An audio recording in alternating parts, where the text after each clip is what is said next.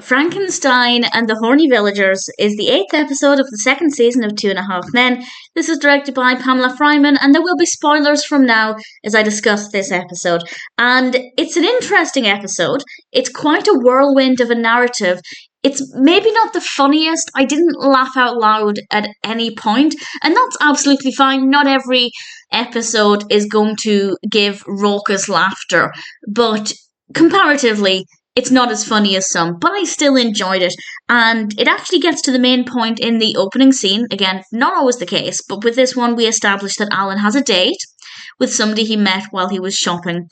And cut to the next scene, and surprisingly, Alan is walking into the house, maybe walking's not the right word, while kissing this woman. And this is all we see of this character, which I thought was a really interesting choice. It's a woman called Nancy. She's played by Kelley West, and she is in it for a matter of seconds.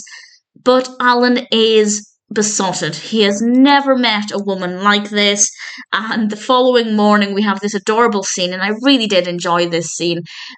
I think this is probably one of the funniest scenes, mostly because I love Berta, where Alan is in the kitchen drinking juice straight from the fridge, and he's just so adorably happy. It's very, very cute. What could go wrong? It seems like everything is going his way. He skips into the kitchen wearing a towel to get chocolate sauce and goodness knows what else. He's having a brilliant time. And then Judith arrives with Jake. And Alan has lost track of time. He didn't realise it was already 5 o'clock on Friday. And we do have a scene that, again, I thought was quite funny, with Jake lounging on the sofa, completely oblivious to the world around him as he watches television. And Alan manages to sneak Nancy out of the house, and the plan is for him to drop her off back home, but they end up getting a hotel.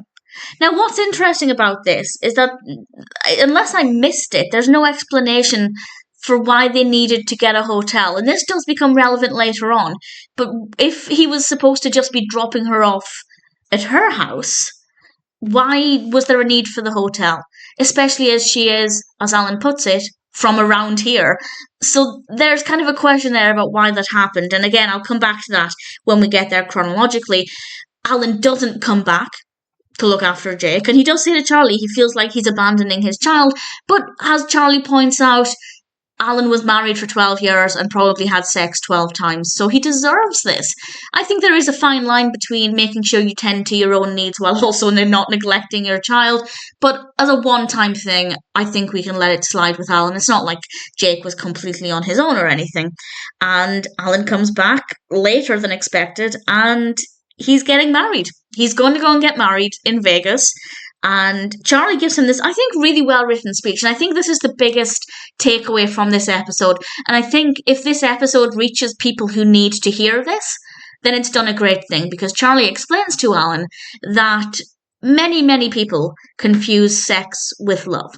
And as we see with Alan in this episode, he is so besotted with this woman that his feelings are confusing. And he thinks that what he is feeling is love. And as Charlie rightly points out, Alan is not the first person to experience this. And I think that that's a really great supportive message, because he's not just saying, you idiot, you're not in love. He's actually saying this is a normal reaction and a lot of people experience this. And if that message reaches the right person and prevents them from making the mistake of marrying somebody they've just met, I'm sure there are some people who just meet and get married and the marriage does last. But let's be honest, more often than not, it's not a good idea to marry somebody you have just met. And it seems like Alan is not convinced by Charlie's speech. And then, perfect timing, Evelyn comes over and she definitely makes things a little bit more interesting. And I think she gave him a great talk. And then we find out something that I hadn't expected, and over the next few minutes we learn quite a few surprising things. And as I said, it is quite a whirlwind narrative where so much is happening, so much is being thrown at us, so much is uncertain. And the first thing that I think is very unexpected is that we learn Alan hasn't even asked her. He hasn't even asked Nancy to marry him yet. So this whole conversation is redundant unless she actually says yes anyway. So that was a surprise. And then immediately after that, we find out that Nancy's husband has come home a day early, so they have to call it off. And that's where we find out that's why they were at a hotel. I don't know why Alan didn't question why they were at a hotel, but at least we get the explanation and we realise that obviously Nancy couldn't take Alan back to hers because she's married.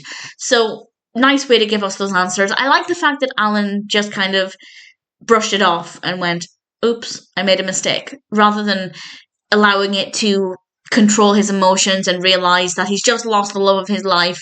It went off as soon as that switch had been turned on. And I think that for the episode was the best way to go about things. And the fact that he wasn't emotionally crippled by that news suggests that he wasn't deeply in love with her either. So Alan had a lot to learn.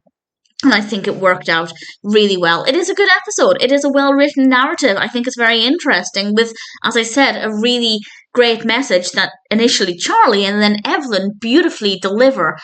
Well, Charlie's was beautifully delivered. I think Evelyn's was maybe a little bit more blunt, but it's a really important message, and I think it's very easy to launch into a relationship, particularly if, like Alan, you're not used to that kind of relationship, and confuse your feelings for something more meaningful. And I think it's a brilliant message, and it's done very well. It might not be the funniest episode, but that doesn't mean I didn't enjoy it. I still think Frankenstein and the Horny Villagers is a really great episode, just maybe not the most hilarious.